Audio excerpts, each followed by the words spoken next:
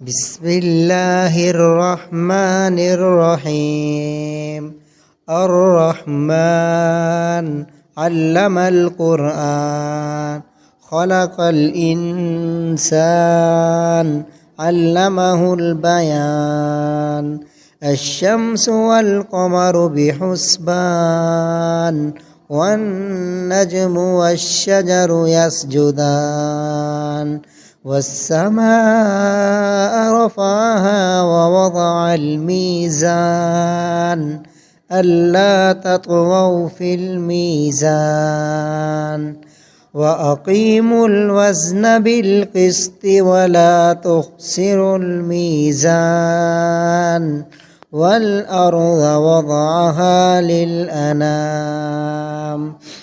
فيها فاكهة والنخل ذات الأكمام